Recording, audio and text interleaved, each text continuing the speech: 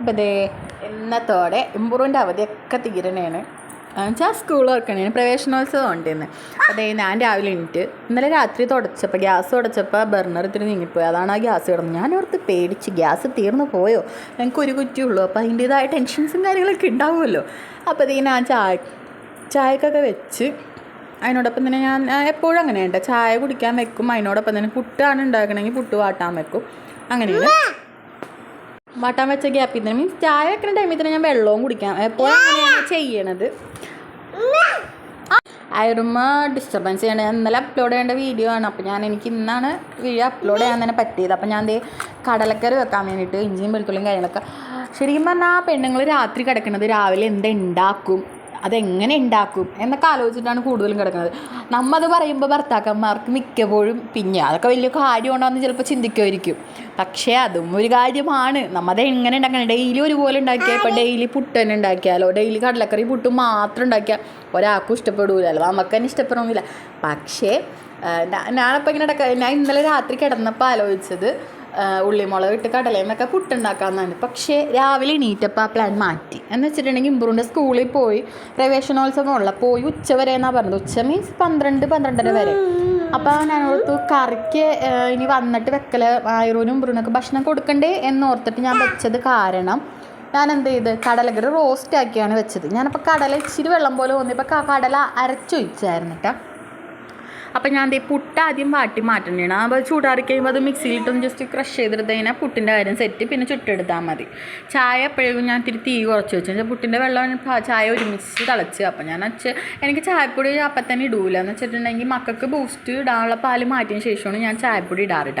അപ്പോൾ ഞാൻ എല്ലാത്തിലും ഒഴിച്ചൊക്കെ വെക്കും. അപ്പോൾ ഇന്നാണെങ്കിൽ ഇമ്പുറും എണീറ്റ്, പക്ഷേ ഇമ്പുറും വൈകി എണീറ്റ്. എന്നാലും ഞാൻ വിളിച്ചപ്പോൾ എണീറ്റ്, പക്ഷെ ഐറും എണീക്കുന്നുണ്ടായില്ല. പോകാനായപ്പോഴാണ് ഐറും എണീറ്റത് തന്നെ. പിന്നെ എന്തൊക്കെയോ കാണിച്ച് ധൃതി പിടിച്ചൊക്കെയാണ് ഇറങ്ങിയത്. അതെ, ഐറുവിൻ്റെ വോയിസ് വെച്ച് ഡിസ്റ്റർബൻസ് ആവുന്നുണ്ട്. എല്ലാവരും ഒന്ന് സപ്പോർട്ട് ചെയ്യണം, അതുപോലെ തന്നെ ഒന്ന് ക്ഷമിക്കണം എന്ന് വേണമെങ്കിൽ പറയാം. അപ്പം ഇതാണെങ്കിൽ ഇതിൻ്റെ ഇടയിലാണെങ്കിൽ എനിക്കൊരു ട്വിസ്റ്റ് കിട്ടിയായിരുന്നു. ഞാനിവിടെ കുക്കർ വെക്കാൻ വേണ്ടി നിന്ന ടൈമിങ്ങിൽ ഞാൻ എപ്പോഴും രാവിലെ എണീക്കുമ്പോൾ ഡോർ തുറക്കാറുണ്ട്. ഈ പൂച്ച വന്ന കാരണം എന്നുവെച്ചാൽ അത് കയറി അകത്തേരെ എവിടെയെങ്കിലും ഇരുന്നോളൂ ആ ഒരു ഇതിൽ. അപ്പോൾ ഇന്ന് ആ പൂച്ച കയറി വന്ന ഡിസ്റ്റർബൻസ് എനിക്ക് അതിൻ്റെ കൂടെ വീഴോ, അതിന് ടെൻഷനാണ് ഭക്ഷണം കൊടുക്കണം. പക്ഷേ അവിടെ ആൾക്കാർ വന്നെങ്കിലും ഈ പൂച്ച അങ്ങോട്ട് പോകണില്ല. അങ്ങോട്ട് ഈ പൂച്ച പോകാത്തതുകൊണ്ടും അവനും പിടിച്ചുകൊണ്ട് പോയെങ്കിൽ ഈ പൂച്ച അങ്ങോട്ട് പോകണില്ല. രാവിലെ ആകുമ്പോൾ എങ്ങനെ ആയാലും പതുക്കെ ഉണ്ടാവും. പിന്നെ ഇന്ന് വാല് തുറക്കാത്തതിൻ്റെയാണ് അവിടോട്ട് കയറിയത്. എനിക്ക് പൂട പറക്കണുണ്ട് ഓൾറെഡി. അതിങ്ങനെ കുടയൊക്കെ ചെയ്യുമ്പോൾ പൂട പറക്കണം. അപ്പോൾ ആ ഒരു പേടി ഉണ്ട്. അതാണ് ആ ഒരു പേടി വന്നത്. പിന്നെ വേഗം ജനലിലൂടെ ചാടി കയറി ഇതാരാന്ന് ഓർത്ത്. അപ്പോൾ എങ്ങനെ ഞാൻ പുട്ട് കുക്കറിൽ ആദ്യം ഞാൻ 2 വിസിൽ അടിച്ചായിരുന്നു. പിന്നെ അതിന് സവാള ഇഞ്ചിയും വെളുത്തുള്ളിയും കാര്യങ്ങളൊക്കെ ഇട്ട് അടിച്ചെടുത്തത് കേട്ടോ. അപ്പോൾ ഇങ്ങനെ പുട്ട് ചൂടാറി പുട്ടൊക്കെ അടിച്ചെടുത്ത്. ഐറും ഇല്ലാണ്ട് വോയിസ് ഓവർ എടുക്കൽ നടക്കാൻ ഭയങ്കര പാടാണ്. അതുകൊണ്ടാണ് ഞാൻ ഇപ്പോൾ വോയിസ് ഓവർ 2 ക്ലിപ്പിച്ചെടുത്തത്. അപ്പോൾ കുക്കറൊക്കെ അടിക്കാൻ നിന്ന ഗ്യാപ്പിൽ ഞാൻ പോയിട്ട് ഇമ്പ്രൂവിനെ വിളിച്ചു. ഇമ്പ്രൂവിന് പല്ലൊക്കെ തേച്ച് ഇമ്പ്രൂവിന് ചായ കൊടുത്തു. ഇമ്പ്രൂവിനെ പുറത്തിരിക്കണത് വരാതിരിക്കണതൊക്കെ ഭയങ്കര ഇഷ്ടമാണ് ചായ കുടിക്കാൻ വേണ്ടിയിട്ടാണ്. അപ്പോൾ ഇമ്പ്രൂവിന് മിനിഞ്ഞാന്നേ പറഞ്ഞു വെച്ചേക്കണേ എനിക്ക് ഈ ഡ്രസ്സ് വേണം പോകുമ്പോൾ ഇടാന്ന്. അപ്പോൾ ഇമ്പ്രൂവിൻ്റെ ഷർട്ട് അത് വേറെ തേച്ചെടുത്താൽ മതി, എന്നാലും കുഴപ്പമില്ലാണ്ട് ഞാൻ തേച്ചെടുത്ത്. അപ്പോഴേക്കും ചൂടുണ്ടല്ലോ, അപ്പോൾ ഇക്കാക്കും കൂടെ ഷർട്ട് തേച്ചെടുത്തായിരുന്നുണ്ടോ.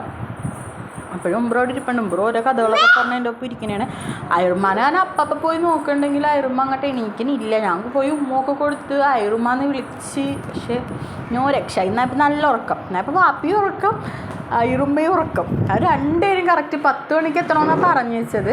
9:30 മണിയായപ്പോഴാണ് അയറുമ്മ എണീറ്റത്. 10 മണിക്ക് 10 മിനിറ്റുള്ളപ്പോഴാണ് ഇക്ക എണീറ്റത്. പിന്നെ വേഗം എണീറ്റ് ഇമ്പ്രൂവിന് ആദ്യം ഭക്ഷണം കൊടുത്തു. ആ പ്ലേറ്റിൽ തന്നെ ഞാനും കഴിച്ചു. എന്നുവെച്ചാൽ ഞാൻ ചിലപ്പോൾ എല്ലാവരും റെഡി ആക്കുമ്പോൾ ഞാൻ കഴിക്കില്ല, ഞാൻ പോകും. അപ്പോൾ ഗ്യാസ് കയറണ്ടല്ലാത്ത ഞാൻ കഴിച്ചത് നല്ല പുട്ടും കടലക്കറിയും കട്ടൻ ചായയും. അപ്പോൾ അയറുമ്മ കഴിക്കണുള്ളൂ. അപ്പോൾ അയറുമ്മ പുട്ട് കണ്ടപ്പോൾ പുട്ട് താന്നൊക്കെ പറഞ്ഞൊരു ഇത്തിരി തിന്ന് അയറുമ്മാക്കി എന്നാലും ഇമ്പ്രൂവിന് മേടിക്കാൻ ഒരു ബോട്ടിൽ മേടിച്ചാണ്ടാവും. അപ്പോൾ നമ്മൾ സ്കൂളിലേക്ക് എത്തിക്കഴിഞ്ഞ് ഇമ്പ്രൂവ് ഏറ്റവും മേളിലായിരുന്നു പ്രോഗ്രാം നടക്കുന്നത്. അപ്പോൾ മേളിലേക്ക് അവിടെ ചെന്നപ്പോൾ എനിക്ക് തോന്നിയൊരു കാര്യമാണ്, അച്ഛന്മാരും വന്നിട്ടുണ്ട് അമ്മമാരും വന്നിട്ടുണ്ട്. പക്ഷേ ഭൂരിഭാഗം നോക്കുമ്പോൾ എങ്ങനെ പോയാലും അമ്മമാരാണ് കൂടുതൽ. അതേത് മീറ്റിങ്ങിനും ആയാലും അതേട്ടാ അമ്മമാരാണ് കൂടുതൽ. അതെന്തായിരിക്കും അല്ലേ? ഞാൻ മിക്കപ്പോഴും ചിന്തിക്കാറാണ്, ആണുങ്ങൾക്ക് അതിന് ടൈമില്ലേ, മക്കളുടെ കാര്യമില്ലെന്ന് ഞാൻ ചിന്തിക്കാറുണ്ട്. ഇക്ക വന്നിട്ടുണ്ട് കേട്ടോ. ഞാൻ ഇത് പറഞ്ഞല്ല, ഇക്ക കൂടെ വന്നിക്ക ഞങ്ങളായിട്ട് തിരിച്ചു പോകാനവർ ഞങ്ങളൊപ്പം തന്നെ ഉണ്ടായിരുന്നു. അപ്പോൾ ക്ലാസ്സൊക്കെ തിരിക്കണേന് മക്കളെ ഇമ്പ്രൂവിനെ വിളിച്ചു പോയി. അപ്പോൾ അവൻ അവിടെ നിന്ന് പോയി കഴിഞ്ഞപ്പോൾ ഇപ്പോഴത്തെ സ്കൂളുകൾ അവർക്ക് എന്തോ ബലൂണും എന്തോ ഇപ്പോൾ ടീച്ചേഴ്സ് ഉണ്ടാക്കിയ സാധനങ്ങളൊക്കെ വെച്ച് ഫോട്ടോയും കാര്യങ്ങളൊക്കെ എടുക്കാനെന്ന് തോന്നുന്നു. ഇങ്ങനെ തലയിലൊക്കെ വെച്ചിട്ടുണ്ട്. മക്കളെല്ലാവരും എല്ലാവരും നല്ല സുന്ദരന്മാരായിട്ട് ഇരിക്കണേണ്ട. അപ്പോൾ നമ്മൾ വെയിറ്റിംഗ് ആണ്. പിന്നെ ദേ ഇമ്പ്രൂവിൻ്റെ കൂട്ടുകാരനെ കാണിക്കുന്നുണ്ട്, മെയിൻ കൂട്ടുകാരൻ. ഇവർ വേറെ ക്ലാസ്സിലായി പോയിട്ട് ടീച്ചറോട് ചോദിച്ചിട്ട് പിന്നെ 3 പേരും കൂടി ഒരുമിച്ചാക്കി. 3 പേരുണ്ട്, ഇത് 2 പേരും പിന്നെ ഇമ്പ്രൂ 2 പേരും കൂടി സെറ്റ്, മീൻസ് നല്ല കൂട്ടാണ് 3 പേരും. വിളിക്കുകയും വീഡിയോ കോളൊക്കെ ചെയ്യും, ഗ്രൂപ്പ് കോളും കാര്യങ്ങളൊക്കെ ചെയ്യും. 3 പേരും ഒരു ക്ലാസ്സിലാക്കിയിട്ടുണ്ട്, എന്താവും എന്നറിയില്ല. പിന്നെ അതേ അവരെ ജസ്റ്റ് പേര് വിളിച്ചോളൂ, ഇനി ക്ലാസ് റൂമിലേക്കൊക്കെ കൊണ്ടുപോകണേണ്. അപ്പോൾ എൻ്റെ വീഡിയോസ് ഇഷ്ടപ്പെട്ടിട്ടുണ്ടെങ്കിൽ സപ്പോർട്ട് ചെയ്യാൻ മറക്കരുത്. പ്രവേശനോത്സവം നല്ല അടിപൊളിയായിട്ട് തരുന്നത്. അവർ ക്ലാസ്സിലേക്ക് കയറ്റി ഓരോ പിള്ളേരെ ഫോട്ടോ എടുക്കാനൊക്കെ നിർത്തിയതാണ്. അപ്പോൾ അതേ ക്ലാസ്സിൽ കയറി പിള്ളേർക്ക് ലഡുവും കാര്യങ്ങളൊക്കെ കൊടുത്തു. ടീച്ചർ ഓരോ കാര്യങ്ങളും ഒക്കെ പറയണേണ്. അപ്പോൾ ഇത്രയേ ഉള്ളൂ ഇന്നത്തെ video. Okay, bye bye. Support ചെയ്യാൻ മറക്കല്ലേ.